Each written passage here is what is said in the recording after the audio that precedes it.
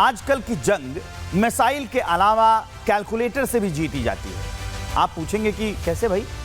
मैं कहूंगा कि जंग के असली नियम यही हैं कि सामने वाले का खर्चा बढ़ा दो और अपना खर्चा घटा दो। सस्ते हथियार से महंगे हथियारों को गिरा दो और फिर देखो कैसे युद्ध का गणित बदल जाता है। जंग का असली हथियार मिसाइल ही नहीं बल्कि कैलकुलेटर भी है जो खर्चा गिनता है। ईरान वही कर रहा है। सस्ते ड्रोन अगर महंगे मिसाइलों को गिरा दें तो असली जीत तो हथियारों की नहीं अर्थशास्त्र की भी है ना। जंग की कुशल रणनीतियों में से एक ये भी है कि कम खर्च में ज्यादा से ज्यादा नुकसान किया जाए। मतलब सवाल ये नहीं है कि किसके पास कितने हथियार हैं, सवाल ये है कि किसके पास कितनी चालाकी है। उदाहरण खुद ईरान को ले लीजिए।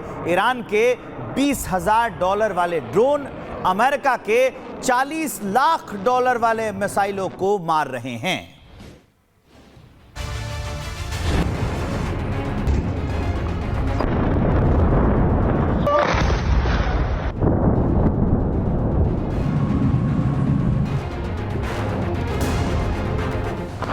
इजरायल ईरान जंग हर दिन भयानक होती जा रही है। अमेरिका और इजरायल मिलकर ईरान पर बमबारी कर रहे हैं, तो इसके जवाब में ईरान इजरायल और मिडिल ईस्ट पर बम बरसा रहा है।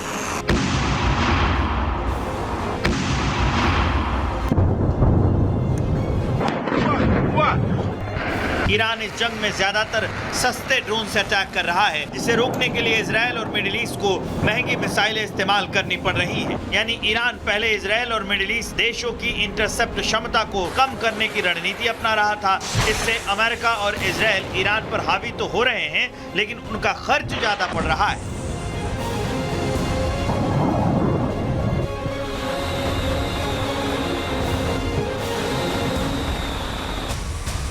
ईरान की इस रणनीति को देखकर अमेरिका ने अपनी रणनीति बदली और उन्होंने ईरान को भारी नुकसान पहुंचाना शुरू कर दिया। इसके लिए इजरायल और अमेरिका ने तेहरान सहित ईरान के रणनीतिक ठिकानों पर भीषण बमबारी कर उसे तहस नहस करना शुरू किया। इसके अलावा अमेरिका ने ईरान की नेवी को भारी चोट पहुंचाई। अमेरिका ने ईरान के करीब 20 से ज्यादा युद्धपोतों को डुबो दिया।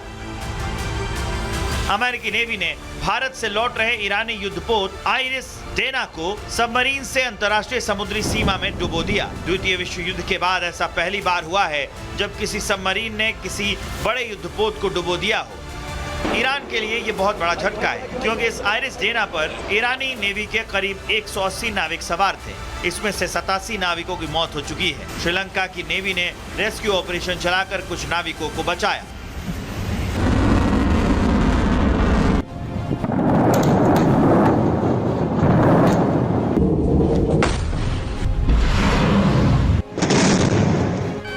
अमेरिका की तरफ से लगातार अपनी नेवी और वॉरशिप पर अटैक से तमतमाए ईरान ने मिडिल ईस्ट में अमेरिकी सैन्य बेस और इजरायल पर हमले तेज कर दिए।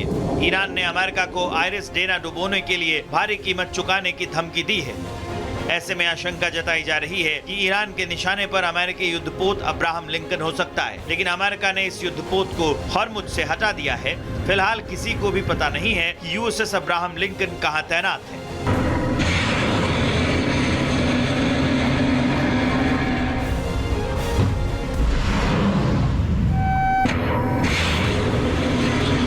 ईरान अब स्ट्रेट ऑफ हॉर्मुज बंद कर अमेरिकी ऑयल टैंकर को निशाना बना रहा है। Straight of Hormuz he Iran का वो हथियार है जिससे वो पूरी दुनिया को इस जंग से प्रभावित कर सकता है, पूरी दुनिया की अर्थव्यवस्था को तहस नहस कर सकता है। हालांकि सवाल यह है कि मिडिल ईस्ट की जंग थमेगी या और बढ़ेगी। देखा जाए तो मिडिल ईस्ट की जंगी आग अब हिंद महासागर तक पहुंच चुकी है। ऐसे में आगे क्या होगा, ये जंग और कहां तक भड़केगी? Bureau report, republic Bharat.